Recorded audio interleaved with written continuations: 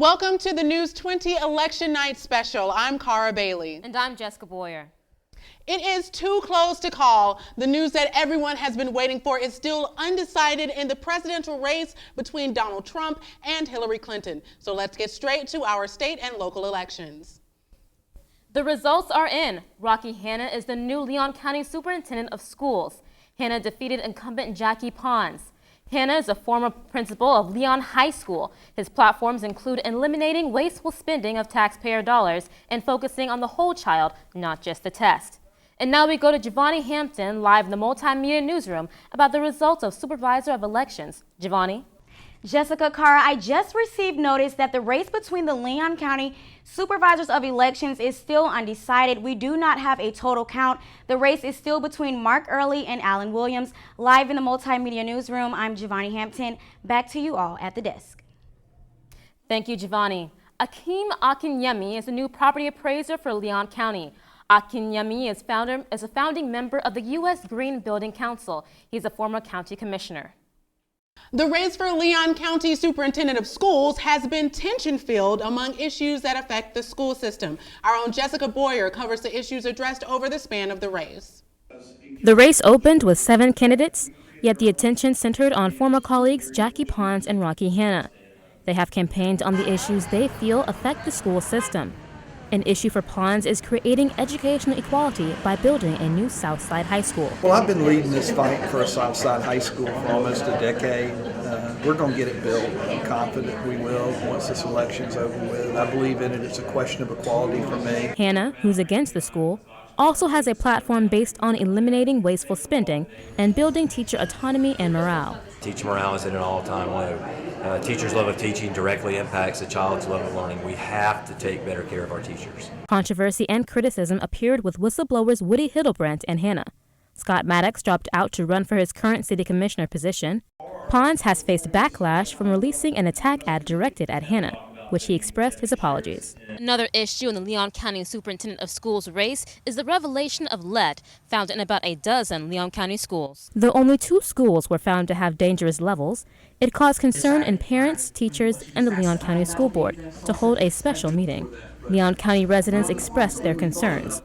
Whatever the race results, parents want the issue addressed and resolved. And I hope that they just pick up where this is leaving off and don't drop the issue. Yeah. Voters will make their decision for superintendent based off these issues for the next generation.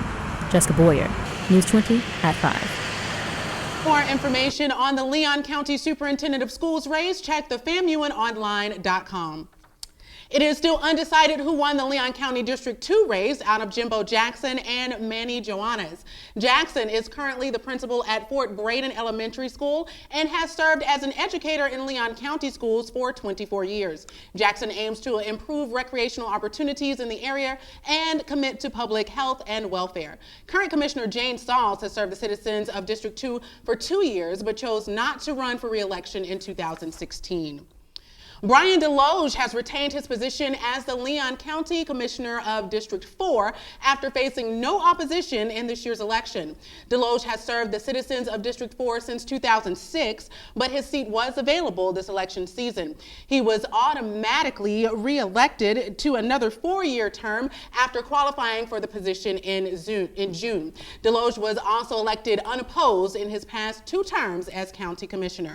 The Leon County Supervisor of Elections have announced that Democrat Doris Malloy has been re-elected as the tax collector of Leon County. She has held this position since 2010, and her goal is to improve customer service and exceed expectations. I'm Jessica Ward, back to you at the desk.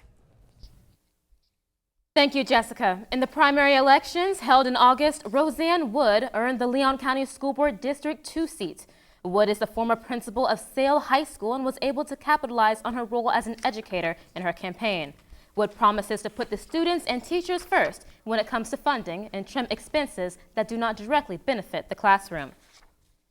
Incumbent D.D. Rasmussen emerged victorious for the Leon County School Board District 4 seat in the primary election. Rasmussen has been a board member since 2008 and founded her campaign on her past successes, including her role in helping the district make responsible spending cuts. Rasmussen has rallied against state mandating testing and the resulting pressure it places on students. Voters want more of a presence from the Leon County Sheriff's Office, and they want the Sheriff's Office to work more closely with the Tallahassee Police Department. Multimedia journalist Sierra Peel went into the community and talked with the Tallahassee residents about this race. For the second consecutive year, Leon County has the highest crime rate in the state of Florida. According to reports from the Florida Department of Law Enforcement, the crime rate has increased by 5.7%. One of the highest types of crimes in Leon County reported by FDLE was burglary. Other crimes such as murder, forcible sex crimes, and robbery all increased according to FDLE reports in 2015. Tallahassee is experiencing one of the highest crime rates in Florida per capita. And on top of that, we need diversification of the sheriff's office. Some Tallahassee residents are aware of the high crime rates that has increased in a year's span. Some members from the community feel the candidates running in the sheriff's election should work more closely with the Tallahassee Police Department and the sheriff's office, and also improve community outreach. Lower crime rates and a more transparent law enforcement are just a few of the initiatives the candidates have made as platform points in this election. During the election, local libraries and other locations were open to residents for voting, where I spoke to Cassandra Peace Moten. Being more active in the community would help out more so than anything. The candidates for this year's sheriff's race ran as nonpartisan, Republican, and Democrat. This is Sierra Peel, TV 20 News at 5. Stay tuned for the results from this year's Leon County Sheriff's election. Also, we have a correction. Commissioner Jane Saul served the citizens of District 2 for 20 years. Beating everyone in the primary, incumbent Scott Maddox has won City Commission Seat 1. Maddox, a former mayor, plans to break the transportation barrier, making Star Metro free for high school students. As the youngest city commissioner to be elected in Tallahassee history, Maddox brought the STEM-based curriculum Challenger Learning Center IMAX Theater to Tallahassee. Live in our studio, here's Jessica Peel with an update. Defeating Steve primary, Curtis Richardson has won Tallahassee City Commission Seat 2. Richardson was the first black male elected on the Leon County School Board in 1990. Richardson recently served as vice chairman of the Leon County Sales Tax Extension Committee and the Imagine Tallahassee Steering Committee. I'm Sierra Peel, back to you all at the desk. Thank you, Sierra. In terms of what we can project right now, Mary Ann Lindy is the winner for the Leon County Commissioner at Large, Group 1. Commissioner Lindy mentored at-risk students and contributed to the United Way of the Big Bend for over 30 years. Leon County's economic status pertaining to jobs is attainable but needs some growth. Multimedia journalist Tiana Jones has the story. One of the key issues Leon County faces is the economy and job growth. According to the Florida Chamber Foundation, by 2030, Leon County will need between 21,000 to 46,000 jobs to support Tallahassee's growing population. Sean Garman works for the county in facility management and believes there will be a turnaround in business increase. The city commissions that we have on board right now that are doing a pretty good job of letting businesses come in. I would like to see more big industries to come in Leon County, but you know, it's people can come here and make $1, and that's a good thing. The Florida Chamber of Commerce wants to explore the idea of business retirees serving as mentors for the next generation of entrepreneurs. Chief economist Jerry Parrish explains how tourism marketing has helped with business expansion. We've also done a lot of tourism marketing, and that has certainly helped our tourism industry. And we know that not only does that create jobs in the hospitality sector, it also creates jobs in other sectors in our economy. Developments such as Domi Station, the city's only community-based incubator, are creating resources to help launch entrepreneurs. Leon County is counting on young adults and entrepreneurs to aid in the job growth. According to the Florida Chamber Foundation, up to 46,000 jobs may be needed here in Tallahassee to match the population growth. With today's elections, we'll show which elected official can take on this issue. With FAMU TV 20, I'm Tiana Jones. If you would like to take a look at the data gathered for the population changes and growth, visit thefloridascorecard.org. In the primary elections held in August, Tyrion Smith beat out Jamal Holt for a seat on the District 5 Gaston County School Board. Smith has over 10 years of experience in the education system and is focused on implementing policies that create solutions in the Gaston County community. Smith aims to hire a marketing director to restore and maintain a positive image of Gaston County schools. The final numbers are in for the race for the Gaston County Superintendent of Schools, and Roger P. Milton has secured a victory. Milton has been a member of the Gaston County School Board for nearly 9 years and currently serves as the chairman of the board. Milton is focused on increasing the graduation rate and improving the ratings of the schools in that area.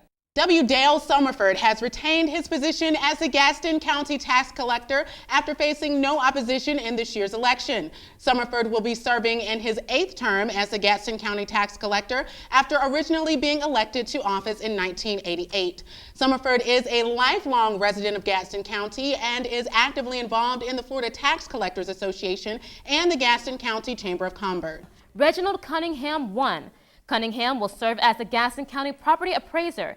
This Quincy native worked as the local government and as a legislative assistant. His approach to tackle issues with innovative ideas with love for the community.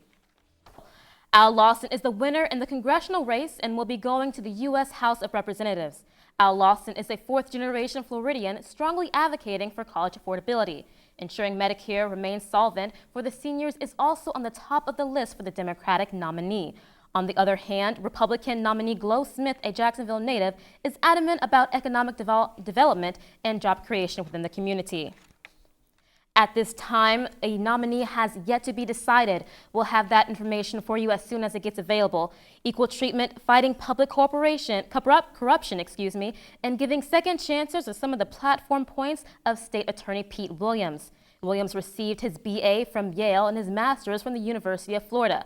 Running against him is Democrat Jack Campbell, working in the office for the past 15 years as felony division chief. Gives him the experience needed to hold the position as state attorney. At this time, a nominee has yet to be decided. We'll have that information for you as soon as it's available. Current incumbent Bill Montfort has served the Tallahassee area as an educator for 26 years. 18 of those years were spent as a high school principal. Running against Montfort is Nancy Miller, who plans to restore and reinstate honor to the Constitution and support veterans. Miller is also places emphasis on education. Now we have Ashley Jackson live in the studio. Ashley? It's undecided who won the position of State Representative House 9. Democratic nominee Lorraine Ausley is a North Floridian and a former lawmaker. She's dedicated to strengthening public schools and protecting natural resources. Running against Ausley is Republican candidate Jim Messer. Messer is a Tallahassee native and is no stranger to the law. Messer is pushing to create more jobs and accelerate economic development. At this time, the winner is undecided, and we will have the results for you when they are available. I'm Ashley Jackson for the Election Night Special. Back to you at the desk. Thanks, Ashley. The superintendent race in Jefferson County will be important to the fruition of the failing education system in Monticello, Florida. Jefferson County School District is the only district in Florida that has been operating under a declared financial emergency due to budget deficits. Our own Jessica Ward has more. A census from 2010 says that Jefferson County currently employs 1,500 of the 14,000 people who live in Monticello, Florida. Kendra Green says he travels from Monticello to Tallahassee, Florida to work. No jobs here. Most everybody that work stays here, travel to Tallahassee. Not only do Monticello residents travel out of town to work, many also have chosen to enroll their children in school in surrounding counties. Calvin L. Norton, one of the 3 superintendent candidates, wants Jefferson County School District to improve to the point people want their kids to be educated in Jefferson schools. Our constituents have the right to place their kids in schools anywhere they want to, but we're in this race in order to make sure that Jefferson County School District is a place of choice, that they want to keep their kids here in Jefferson County. Monticello residents have hope that their school system will continue to improve. Just this year, 75 students enrolled into school in Leon County through an opportunity scholarship that is given to those who are in failing school districts. For News 20 at 5, I'm Jessica Ward. Al Cooksey is the current superintendent. To learn more about the Jefferson County School District, visit jeffersonschooldistrict.org. In Jefferson County, David Hobbs has won the sheriff race over Mike Filial. Hobbs received 74% of the votes, and he served in the United States Marine Corps for 6 years and also in the Florida Highway Patrol for 11 years. He was elected sheriff of Jefferson County in 2004 and was re-elected in 2008, 2012, and now 2016. Now we will join Giselle Thomas live in the studio. Giselle? Incumbent Lois Howell Hunter won the Jefferson tax collector race. Howell Hunter ran unopposed. She was elected as tax collector in 2000 and will now serve her 5th term in office. Hunter was the first female and the first African American to serve as tax collector in Jefferson County. Tax collectors collect a portion of value on real estate and personal property. This is Giselle Thomas. Back to you at the desk. Thank you, Giselle. If you enjoy eating oysters, you're trusting your cash to people like those in Wakulla County near Apalachicola. But lately, the water hasn't been the same. Multimedia journalist Giovanni Hampton spoke with residents in the Wakulla County who shared a little bit about how they make their living. Let's take a look. These is toms, catch the oysters. Gotta open up. About 50 minutes south of Leon County, there's Wakulla County. A small commercial seaport is nearby that is connected to Apalachicola and the Gulf Coast. It is a shellfish harvesting area for many in the county, but lately they haven't been so lucky. Well, it's getting bad. We ain't had no fresh water, so. That's Eric and his wife Heather. They say this is a main concern towards their financial stability.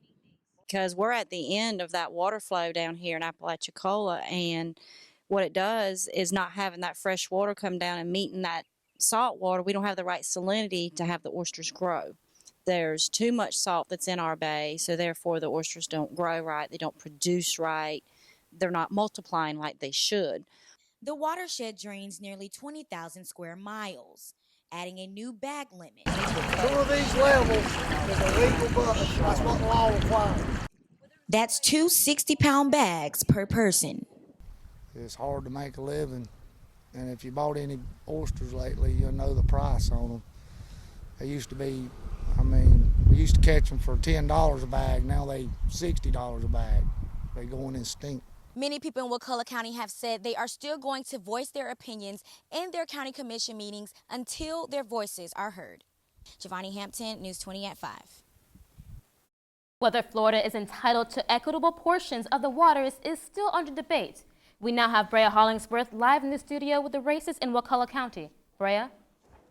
Well, Jessica, in Wakulla County, the commissioner races ended with Ralph Thomas, Mike Stewart, and Chuck Hess taking districts 1, 3, and 5. Brad Harvey is now the Wakulla County property appraiser, beating out Mike Rimke. And Wakulla residents voted yes for the 1-cent sales tax extension. The sales tax will fund road paving and transportation improvements, among other things. I'm Brea Hollingsworth. Now back to you at the desk. We have a correction for you. That's Steve Rimke. Back on to the news. During the campaign trail, Floridians were voting on a series of amendments, with one involving the use of solar power. Amendment 1 gives Florida residents the constitutional right to own or lease solar equipment and protects ratepayers who do not install solar equipment from paying for the cost of electricity to those who do. Amendment 1 was rejected by Florida voters. The legalization of medical marijuana was back on the ballot for Florida. Amendment 2, the use of marijuana for debilitating medical conditions, authorizes caregivers to assist in its use. With majority of votes, this amendment passed, now allowing the Department of Health to regulate centers that produce and distribute marijuana and will supply identification cards to both caregivers and patients. Permanently disabled first responders will be joined with widowed spouses now that Florida's Amendment 3 passed this election season. Unanimously, both chambers supported what was formerly known as House Bill 1009. Due to the proposed measure altering tax revenues and rates, the legislature placed the proposed bill on the general election ballot. This amendment will now allow those who were permanently disabled in the line of duty to receive a property tax exemption. Now we go live in our newsroom to Ashley.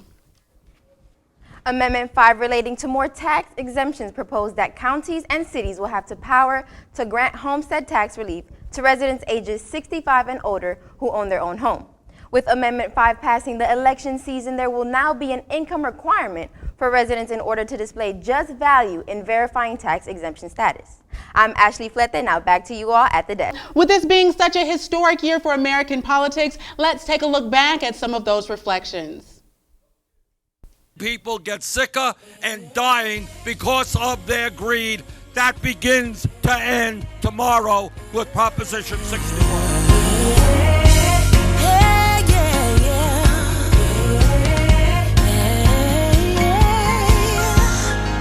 If you want to complain about something that's going on in the world, I'm essential.